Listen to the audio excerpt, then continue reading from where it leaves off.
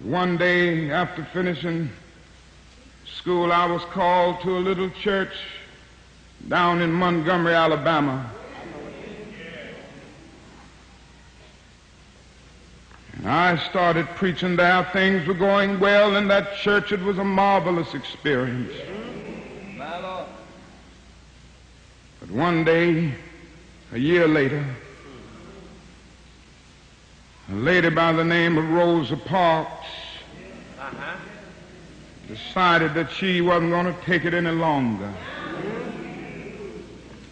She stayed on a bus seat. And you may not remember it because it's way back now, several years, but it was the beginning of a movement where 50,000 black men and women refused absolutely to ride the city buses, and we walked together for 381 days. Yes, sir. That's what we got to learn in the North. Negroes have to learn to stick together. We stuck together.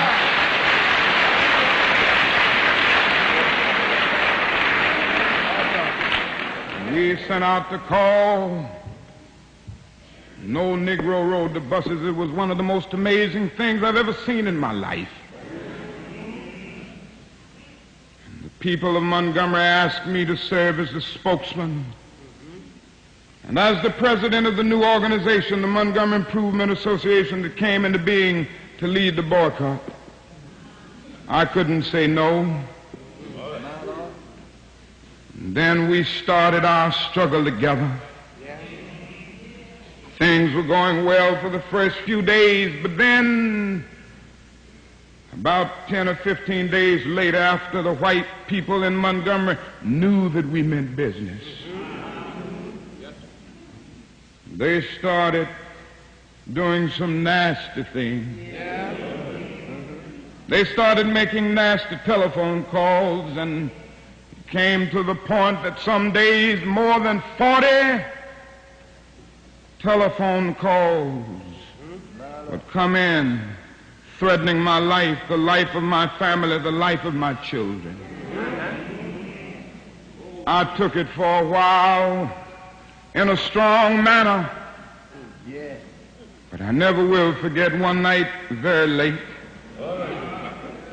It was around midnight, and you can have some strange experiences at midnight.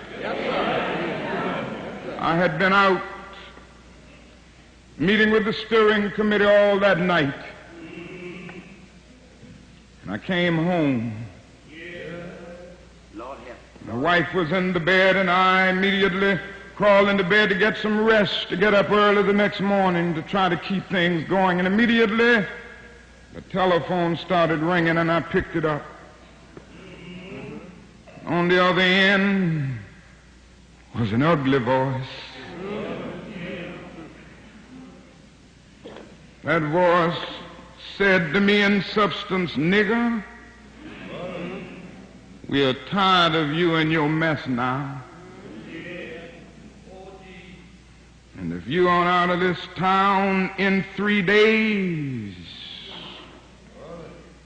we're going to blow your brains out and blow up your house." I'd heard these things before, but for some reason that night it got to me. I turned over and I tried to go to sleep, but I couldn't sleep. I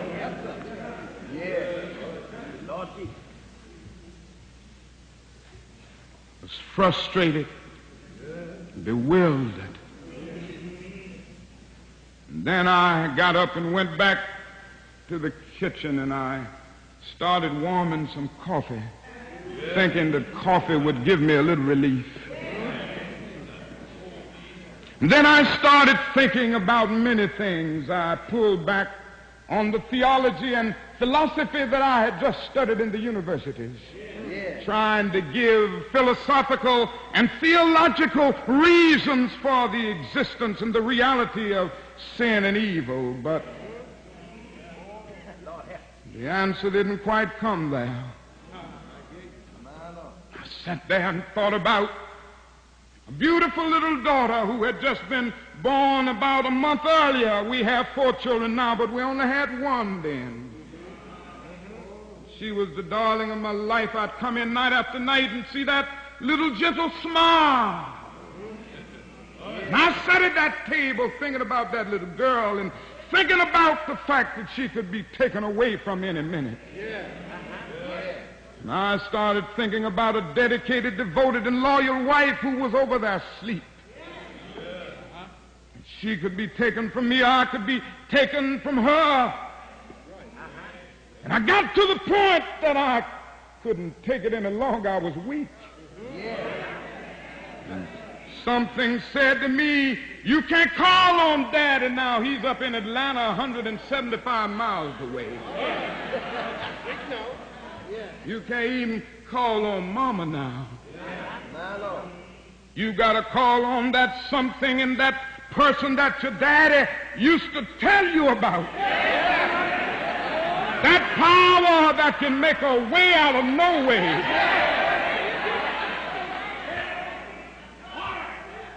I discovered then that religion had to become real to me, and I had to know God for myself.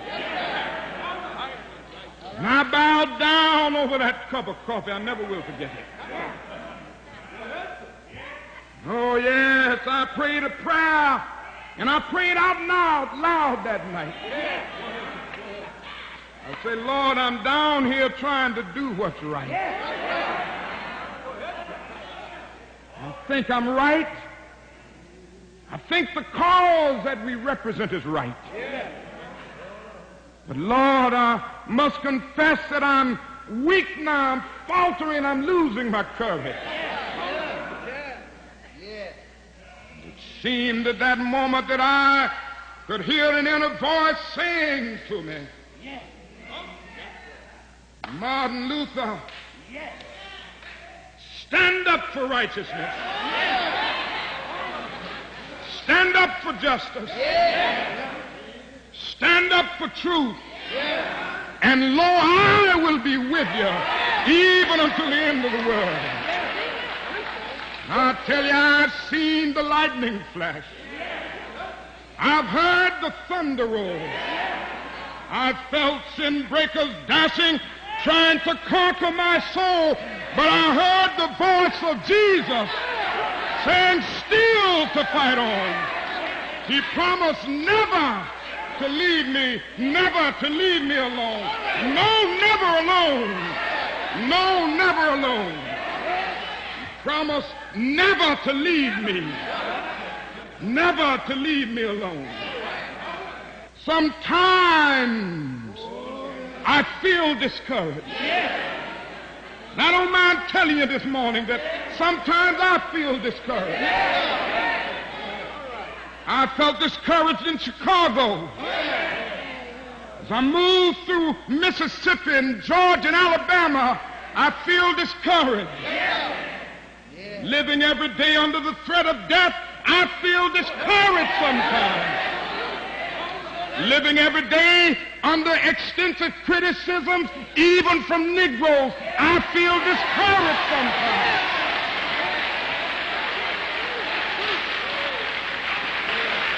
Yes, sometimes I feel discouraged and feel my works in vain. But then the Holy Spirit revives my soul again. There is a balm in Gilead to make the wounded whole. There is a balm in Gilead to heal the sin-sick soul. God bless you.